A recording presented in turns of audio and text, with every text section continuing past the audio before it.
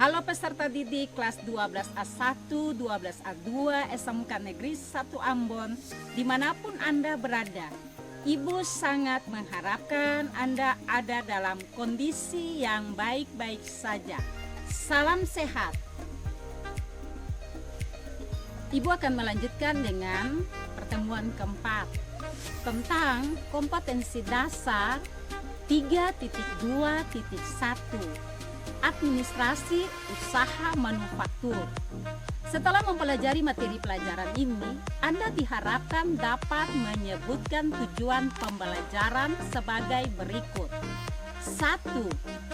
Siswa dapat menjelaskan pengertian perusahaan manufaktur. 2. Mengelompokkan kegiatan usaha manufaktur. 3. Mengidentifikasi ciri-ciri perusahaan manufaktur.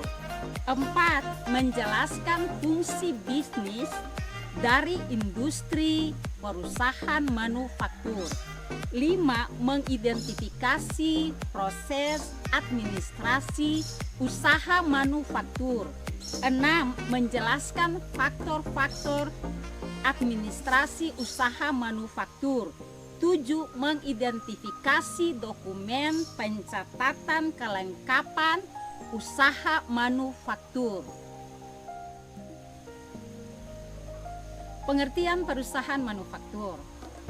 Perusahaan manufaktur adalah perusahaan yang kegiatan usahanya mengelola bahan baku atau memprosesnya menjadi barang setengah jadi dan barang setengah jadi siap untuk dipasarkan. Jadi perusahaan manufaktur, kegiatan dalam perusahaan ini adalah pengelolaan bahan baku menjadi barang jadi yang disebut dengan proses produksi. Perusahaan manufaktur sangatlah berbeda dengan perusahaan jasa lain pada umumnya. Di mana untuk melihat perbedaan tersebut, kita dapat melihat pada persediaan jenis aktiva paling produktif yang dimiliki oleh perusahaan karena memiliki keterkaitan langsung dengan pendapatan perusahaan. 1. Pengelompokan usaha manufaktur. Jika dalam perusahaan dagang persediaan hanyalah barang dagang, maka dalam perusahaan manufaktur persediaan dapat dikelompokkan menjadi 3. Yang pertama adalah persediaan barang baku, yang kedua adalah persediaan barang dalam proses, dan yang ketiga persediaan jadi. Saya akan menjelaskan secara bertahap. Yang pertama, kenapa dikatakan sebagai persediaan bahan baku? Karena untuk mengelola, memproduksi barang tersebut, kita harus memiliki bahan baku. Bahan baku ini akan diproses. Untuk itu, yang kedua mengatakan bahwa persediaan barang dalam proses. Barang yang telah diproses tetapi belum menjadi produk jadi. Dan yang ketiga adalah persediaan barang jadi. Setelah diproses tadi, maka akan menjadi barang jadi, dan barang jadi ini siap untuk dipasarkan kepada konsumen. Ciri-ciri dari perusahaan manufaktur adalah sebagai berikut. A. Aktivitas operasional usahanya memproduksi barang baku menjadi barang jadi. B. Pendapatan usahanya berasal dari menjual produk barang. C. Memiliki persediaan produk secara fisik. D. Biaya produksi terdiri dari biaya bahan baku, tenaga kerja, dan overhead. E. Melakukan perhitungan harga pokok produksi pada laporan laba rugi. F. Melakukan perhitungan harga pokok penjualan pada laporan laba rugi. Fungsi bisnis dari perusahaan usaha manufaktur. Yang pertama adalah fungsi produksi, yang kedua adalah fungsi pemasaran, yang ketiga adalah fungsi administrasi dan umum, yang keempat adalah fungsi keuangan. Saya akan menjelaskan secara bertahap. Yang pertama adalah fungsi produksi. Kenapa dikatakan atau dijelaskan sebagai fungsi produksi? Fungsi produksi adalah fungsi yang mengolah bahan baku dalam bentuk bahan diolah untuk menjadi bahan setengah jadi dan bahan jadi. Yang kedua adalah fungsi pemasaran. Setelah barang itu diolah, diproses dalam bentuk produksi, barang siap pakai dan barang itu akan dipasarkan. Yang ketiga adalah fungsi administrasi dan umum. Fungsi dari kegiatan manufaktur ada hubungannya dengan penentuan kebijakan, pengarahan, dan juga pengawasan supaya kegiatan yang sedang berjalan lebih efektif dan lebih efisien.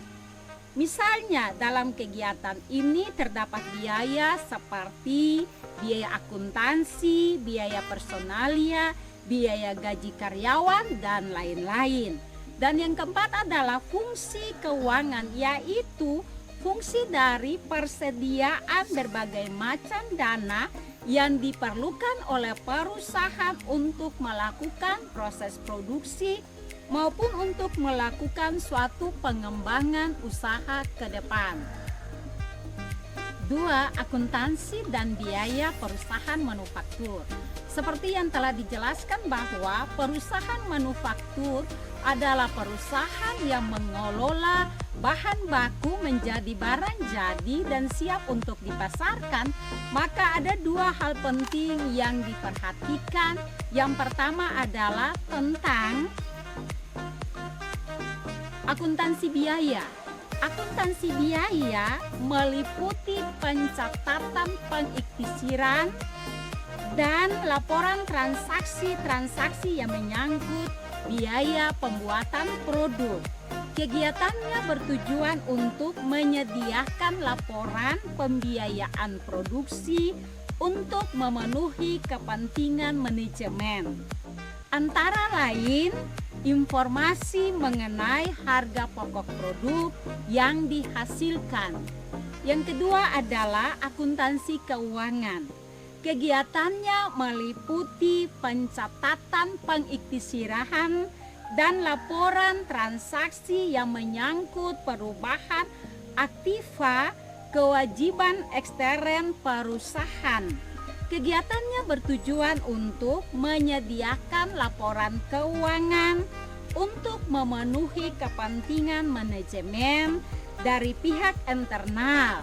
Hal ini perlu dilaksanakan karena kegiatan akuntansi keuangan menyangkut data yang dihasilkan dari proses akuntansi biaya, antara lain mengenai harga pokok produk dalam menentukan harga pokok penjualan yang disediakan oleh produk tersebut. Pengertian biaya adalah sebagai berikut. Adanya pengorbanan yang dilakukan untuk memproduksi barang-barang dan dapat menghasilkan keuntungan daripada perusahaan tersebut.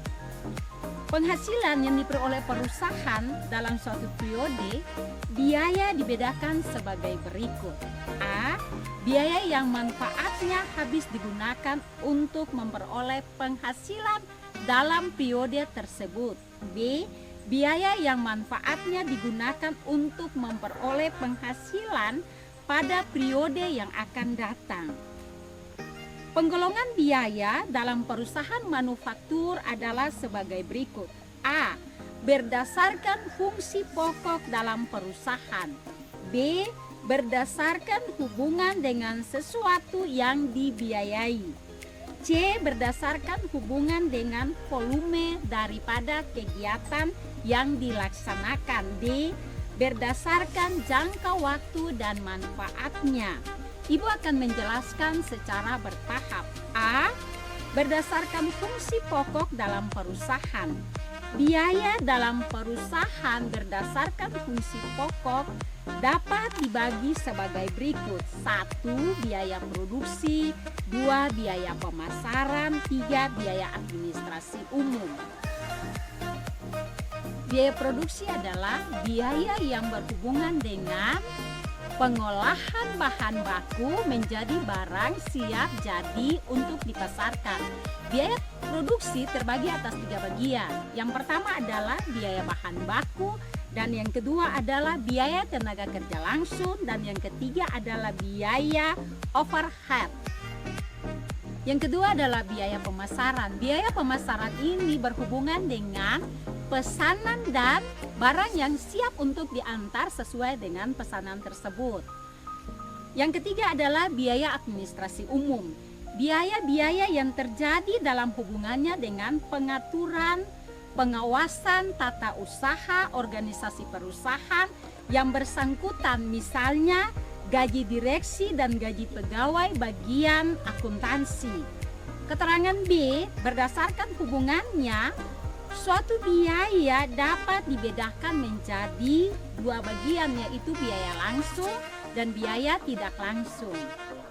Yang dimaksudkan biaya langsung adalah biaya yang terjadi karena ada sesuatu yang dibiayai, misalnya biaya bahan baku dan pembelian produk.